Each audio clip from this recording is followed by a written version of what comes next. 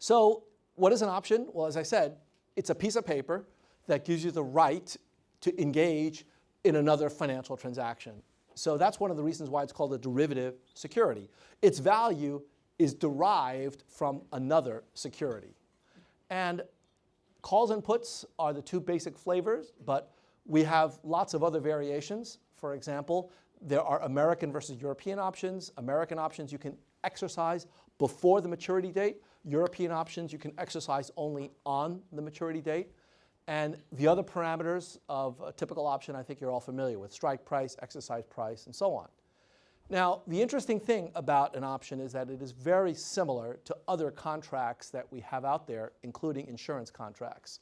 So in my introductory finance class, I go over how it is that a put option is basically like insurance on the value of a stock. So if the underlying asset that you're trying to protect is the stock, like a car, you bought a car and you want to protect its value, you buy insurance, auto insurance on the car. You have to pay a certain amount of money for the insurance. That's the deductible, right?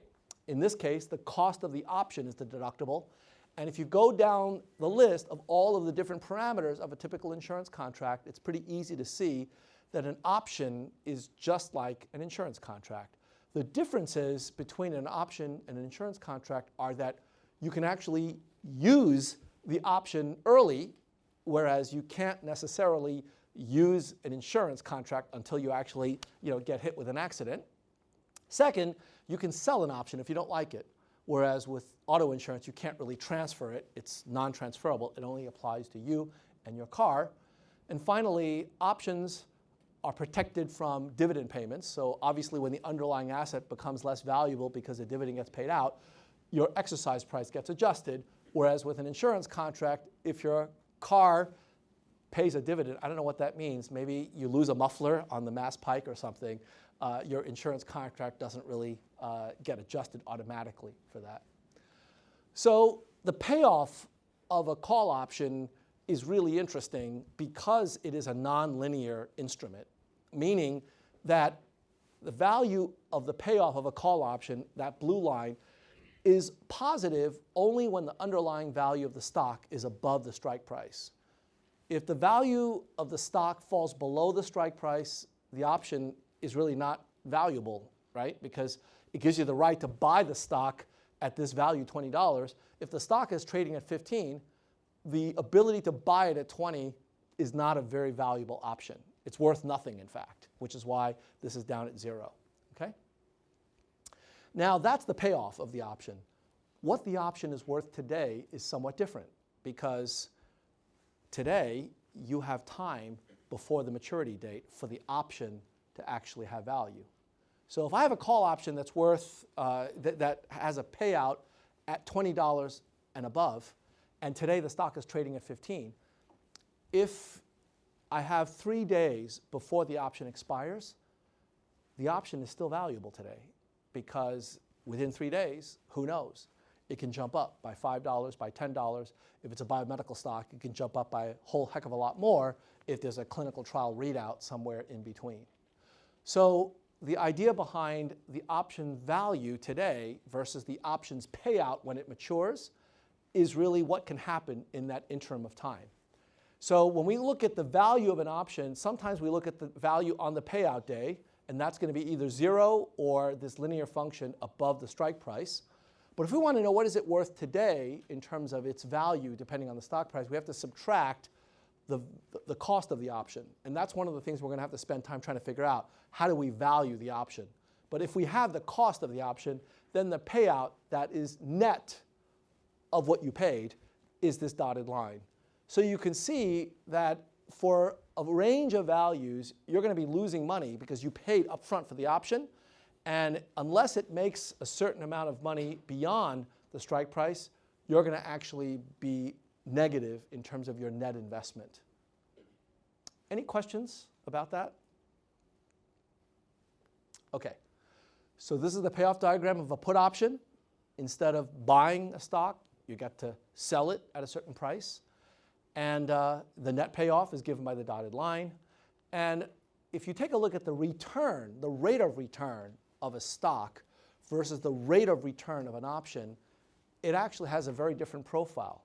So if the stock price never goes above the strike price for a call option, the rate of return is minus 100%. You've just paid for the call and it becomes worthless, so you've lost everything, right? But as the stock price goes above $50, your rate of return eventually will become positive. This is the rate of return of buying the stock itself. And the reason that I draw this graph is to show you that when you invest in an option, you're getting leverage. In other words, you're getting a boost in your rate of return because implicitly you're getting the upside, but you're protecting yourself from the downside because the worst you can do is to lose everything, right? Which I know sounds pretty bad, but it means that there's an asymmetry, right? There's a floor as to how bad you can do. And so this nonlinearity is what a lot of people like about options. It's more risky, but for certain people who want to take more risk, options are a great way to do that. I want you to keep that in the back of your mind, because if we agree that biomedicine contains various kinds of embedded options, then this is telling us that biomedicine is more risky than a typical investment that doesn't have the same kind of embedded options. Risk is actually hardwired into this investment. Okay, so there are lots of different flavors of option portfolios that you can put together in order to achieve certain kinds of risk-reward goals. And the way you do that is by looking at the payoff diagrams of either a long or a short position in a given option, and ask yourself how to put these things together in order to achieve the kind of payoff that you want. So I'm sure you've seen these kinds of payoff tables where you look at what your payoff is on the date of maturity, and then you look at what the profit is based upon what you paid for the option. When you piece this together, you get all sorts of interesting portfolios that will achieve certain kinds of goals. For example, this is a stock plus a put option on that stock at a given strike price.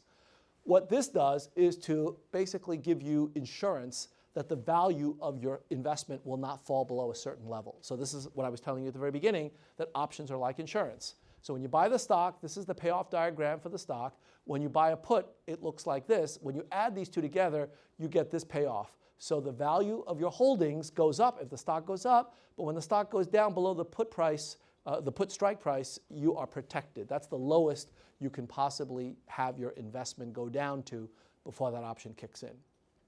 So that's one payoff. Here's another payoff that's kind of interesting. This is buying a call at one price and then selling a call at a higher price.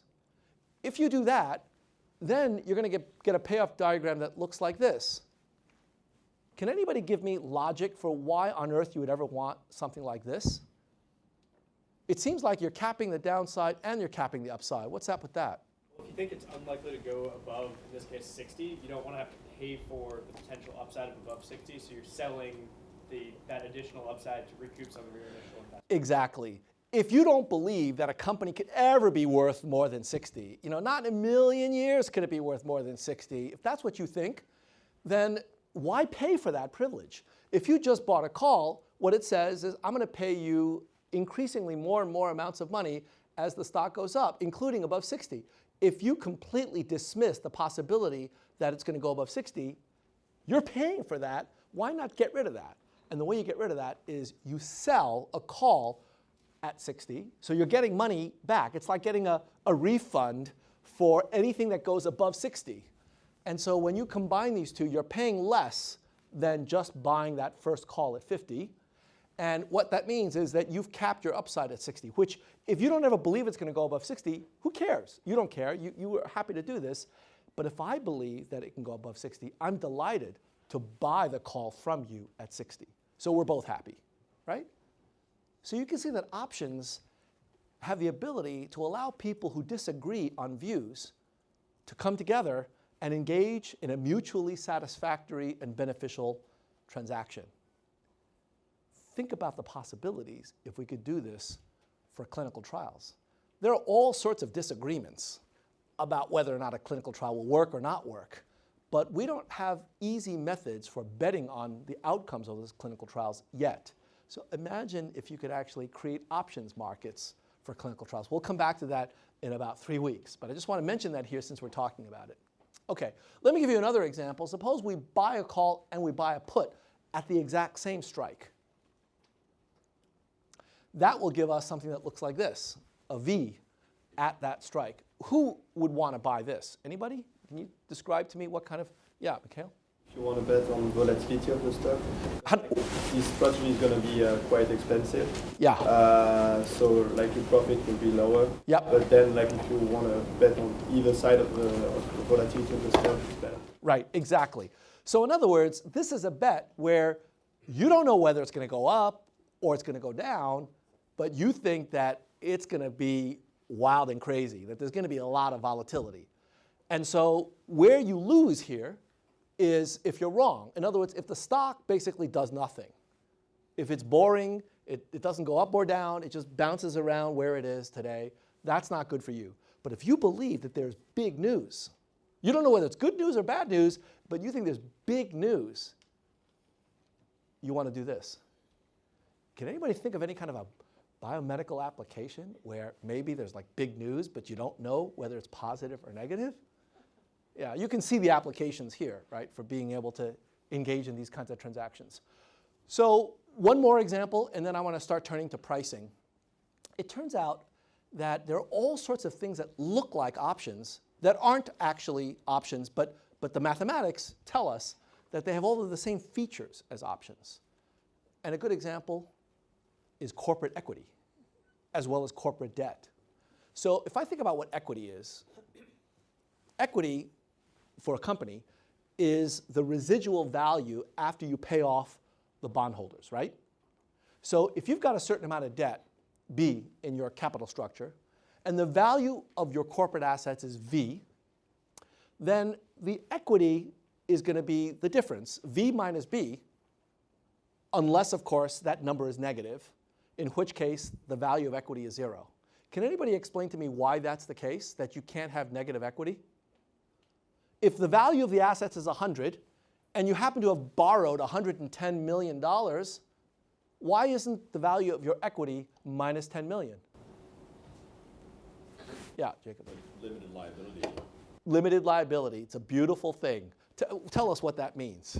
Which means that as an equity holder, you have limited liability. You're getting the upside, but you're not personally liable for the debt of the company.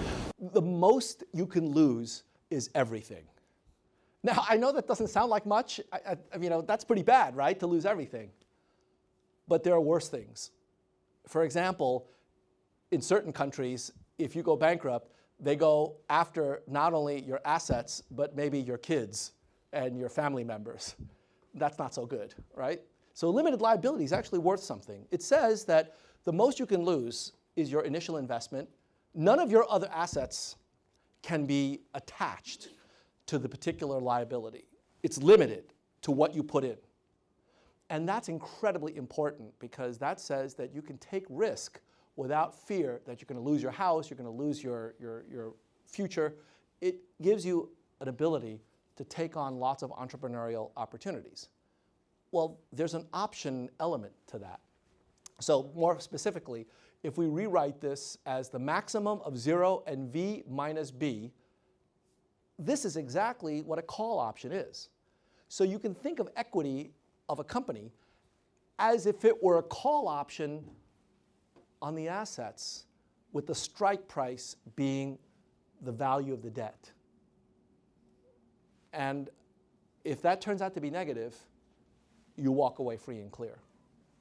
So people who hold equity, they are like option holders. They are taking risk, more risk than if you're holding the assets, because you've got that implicit kind of leverage. And actually, the way you can see the leverage is if you use this put-call parity relationship, you can see that equity looks like a protected levered put option. So if you don't know what that means, don't worry about it. Take a look at the notes as well as the videos.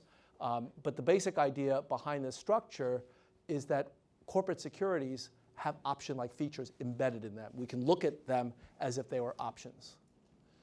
There are lots of other things that are option-like.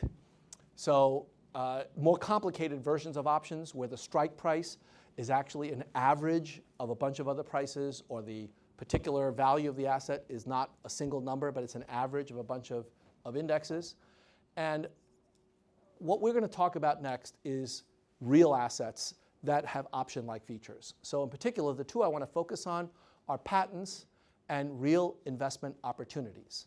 It turns out that those kinds of things are not financial securities. A patent is not a financial security, but it has an option-like feature in the sense that it gives you the right, but not the obligation, to engage in a particular activity. And therefore, it has value. Lots of other things can be viewed as options. In fact, someone once said that, you know, to a person with a hammer, everything looks like a nail, and you can recognize a financial person because they look at everything as an option, because they've got this incredibly powerful hammer that will allow you to nail all sorts of things. So we're going to see in particular how that works for specific kinds of applications.